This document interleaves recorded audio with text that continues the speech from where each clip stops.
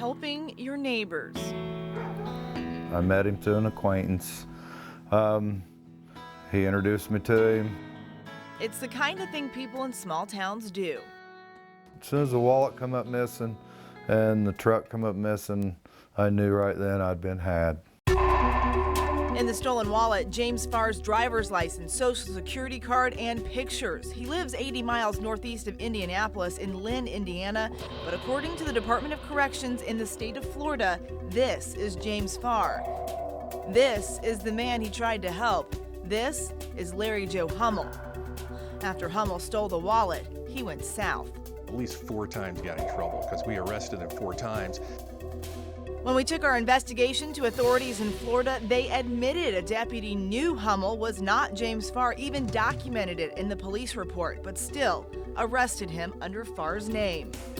The deputies approached him and asked for his ID and his name, and he said, I'm James. And they said, is your name Larry? Apparently he got a little nervous at that point and then came clean. Cracking the system somewhere. Somebody didn't do their job. But Farr didn't find out until he tried to buy a gun and couldn't. The reason? When you type in his name for a background check, the man who'd never been arrested in his life was a convicted felon. Felons can't buy guns, and that was just the beginning. I had a detective call me from Fort Smith, Arkansas, and asked me if I was James Farr, and I said yes. He said, have you ever been to Fort Smith, Arkansas? I said, where the hell's Fort Smith, Arkansas? And he said, well, I'm sitting here and you're wanted for the murder of a 72-year-old man in Fort Smith, Arkansas. Larry Joe Hummel had been living for over 2 years as James Farr. He racked up a long rap sheet on top of destroying Farr's credit. The real James Farr began contacting authorities, hoping to fix the problem. Letter after letter, call after call just kept him going in circles. That was 10 years ago. Oh, it pisses me off, no end. When the court committed Larry Hummel to our custody, they didn't commit Larry Hummel. They committed the person they knew as James Farr. The state of Florida has a department devoted exclusively to deal with criminals who steal innocent people's identities.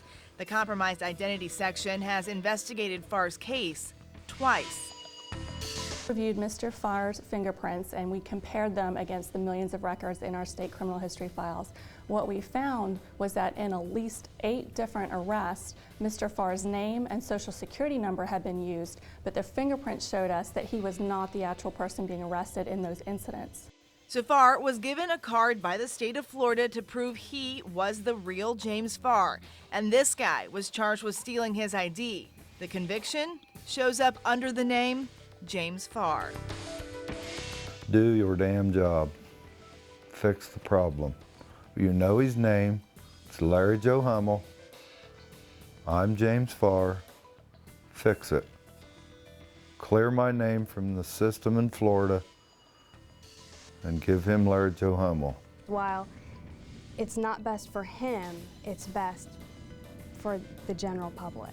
If you look up a criminal in Florida, you get a full list of all that person's aliases. That's because the state says law enforcement needs to know all possible identities. In order to get the charges pulled off his record, James Farr would have to file a petition with the court. It's a common problem in the state, but one they say they can't do anything about. The sheriff's office says they've done their part to make things better. They've put a note on his criminal background. We're hoping that anyone that does a background check on the victim, James Farr, that they do some additional checking. To them, I'm just James Farr in a little town of Lynn, and they're in Florida, so they don't care.